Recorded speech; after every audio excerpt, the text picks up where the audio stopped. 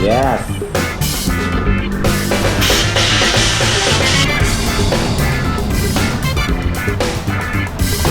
Ito yung bola kung okay pa ba. Ay, gagi!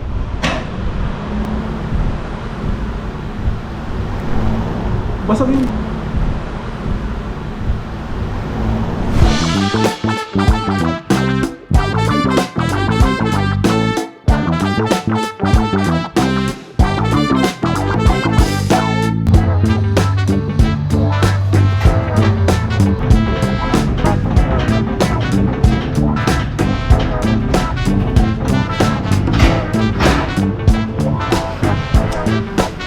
At para sa first customer dito sa first time moto, si Spike.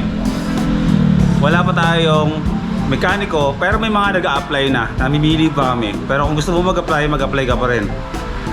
Meron tayong problema. Wala tayong mekaniko pero ako yung gagawa. Pagpapracticean ko muna si Spike. Alam ko kung paano buksan, alam ko paano tanggalin lahat to. Sa tagal ko sa GTR Speedtech, may idea na ako kung paano linisan. At ito no yung mga CVT. Yung tingin ko parang diskumpiyado pa rin talaga. Talagang diskumpiyado. Talagang hindi ko first time kong bubuklat ng sarili kong motor ngayon. At pag-aralan ko to sa tulong ng YouTube University. Kapag hindi ko nakayanan, papasak lolo ko kay Top Gaddy. Kasi kailangan kong matutunan ng mga bagay na ganito. Hindi ko pwedeng lagi tayong umaasa sa iba. Kahit yung basic lang, kailangan nating mapag-aralan. Kahit yung tipong tagalinis or magpalit ng bola, mga ganung mga basic back para kapag bumabiyahe tayo hindi tayo magpapanik na kung saan tayo hihingi ng saklolo. Actually, CVT cleaning napaka-basic lang sa mga mekaniko pero sa akin, malaking challenge to. Yes sir, pasok po kayo sa loob. Let's go.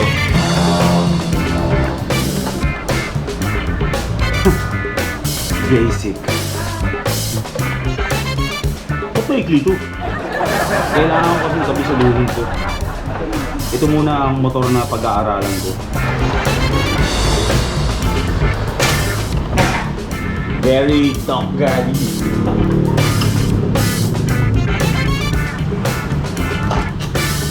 Dapat alala lang, huwag masistress.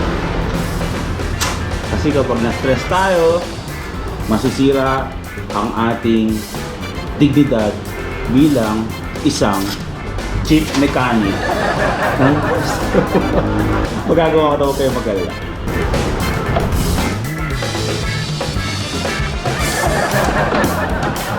Matagi, wala. Ayun. Magiging proud ka sa akin, Doc Gaddy. Yeah. So ito yung panggilid ni Spike. Sobrang lakas ng dragging nito. Ang gagawin natin, aalalahanin ko lang lahat ng mga nakikita ko kay Doc Gaddy kung paano ito baklasin. Sobrang lakas ng dragging nito. Pumapalo-palo na. Pero babaklasin ko muna to. Una kong i-check is yung belt, kung okay pa ba yung belt. And then, bala na. YouTube ako. Yan. Yung mga ganitong bagay, ngayon ko pa gusto itong gawin. Kaso, wala lang akong chance na ako yung gumawa. Pero hindi naman natin matututunan yung isang bagay kapag hindi natin sinubukan, di ba? Do it.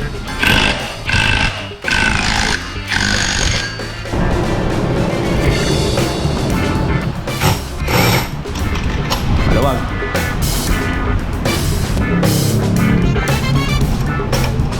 Perfect.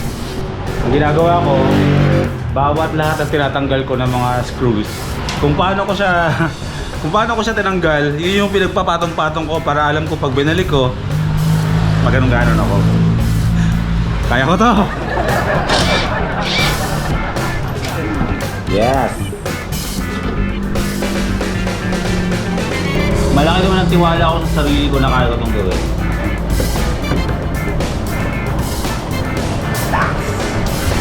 Doc Gaddy, let's go!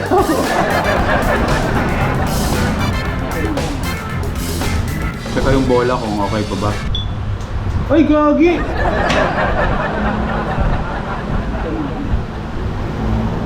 Basag yun. Ay, hindi. check the ball.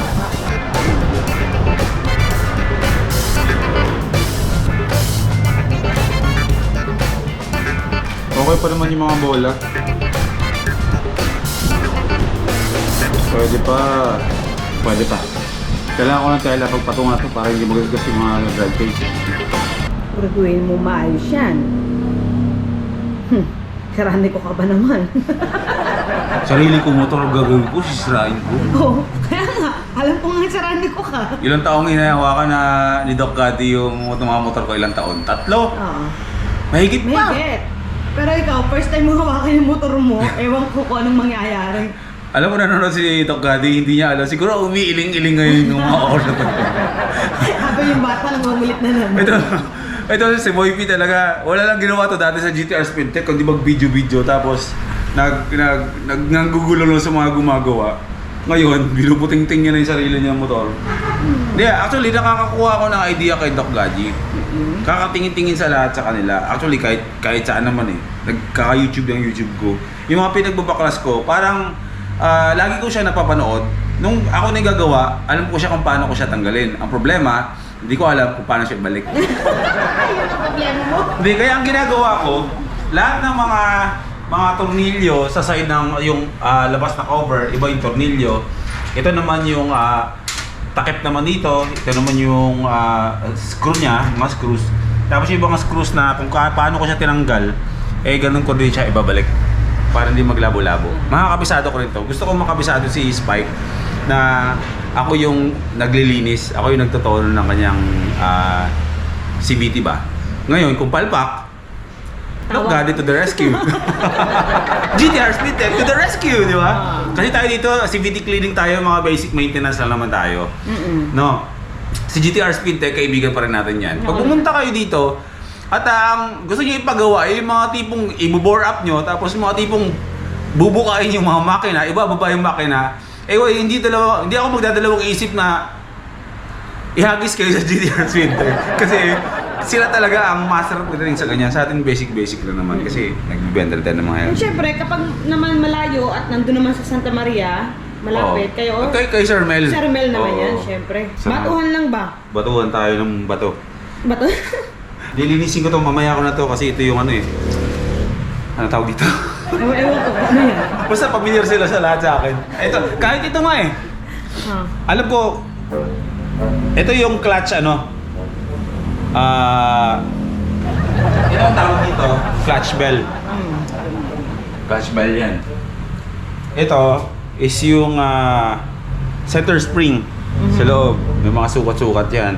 Tapos ito yung tinatawag na torque drive. Tama ba? Ipas niyo ako kapag mali ha. Ipas niyo ako. Sige na. Marami magagaling dyan. Ipas niyo ako. Para pag kayo, kapag kayo, hindi kayo umayos sa mga comments yung mga nagbabasa sa akin dyan. I-hide from this channel ko kayo. Makakapanood pa rin kayo. Magko-comment kayo ng hindi maganda sa akin. Pero kayo na lang ang nakakita nun. Hindi na nakakita ng lahat. So, mas maganda. Healthy community, mag-comment kayo ng maganda. Kasi, promise, may setting si YouTube na ganun. Ikaw na lang ang nakakita sa lahat ng mga post mo. So, ayan. Ito yung sa clutch. Kaya mo yan. Kaya natin to. Kaya mo lang. Kaya ko to. Oo, huwag mo kasi damay dyan. Natin. Marami tayong belt. Kompleto tayo sa belt, diba? I-check ko lang yung belt kung walang crack. So, talaga naman. ganito si Doc Gaddy.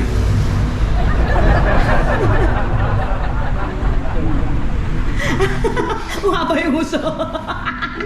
Tapos tutulala. Giisip, oo, ganyan yan eh. Tapos titingin ulit. Iisip ulit. Ako yung iniisip niya nun. Si Boy P marunong lang talaga gumamit pero hindi marunong mag-alaga. Ngayon Doc Gaddy, magiging proud ko sa akin. Kasi magiging successful kung buksan to. Pero ikaw ang magsasabi dito. Lalabas muna ako. Ang dami pa palang kulang dito. Kulang pala ako dito ng ano, yung mga adapter sa host na to para maikabit ko yung ano. Itong baril-baril na to ng hangin, na ba tawag dito? Ganyan.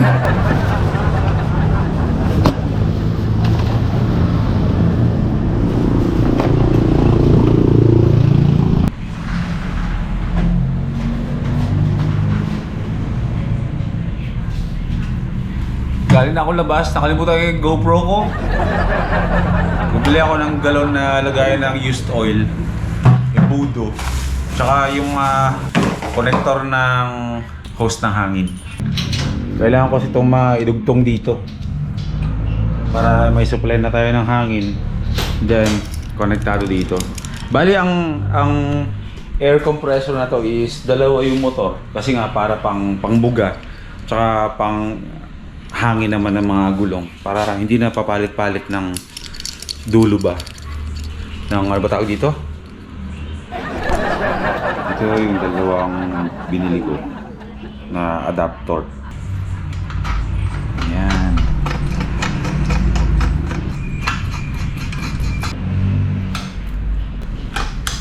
Yan.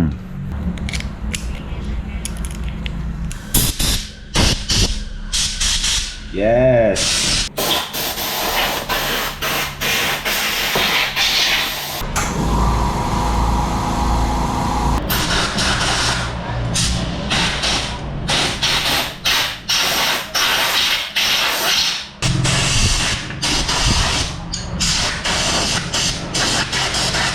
Sarap ah.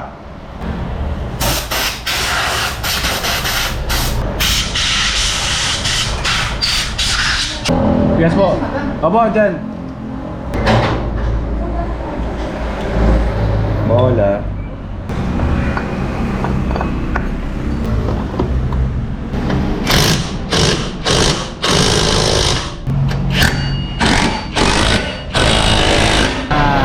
Ha?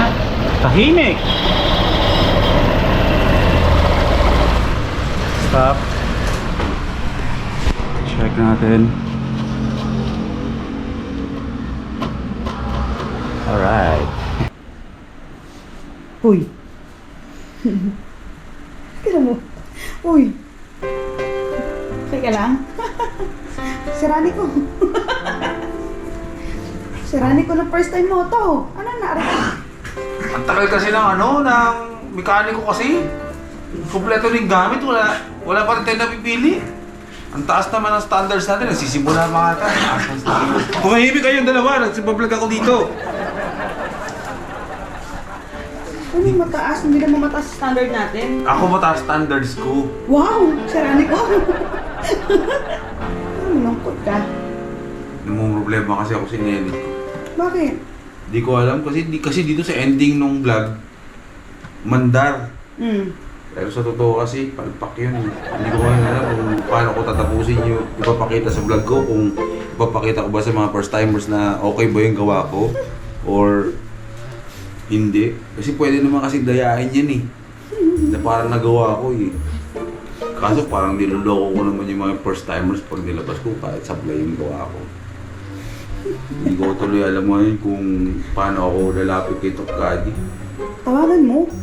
Tawagan? Paano ko tatawagan, nakakahiya? Alam mo kung bakit? Bakit? Doon pa ka dati sa GTR Speed Tech.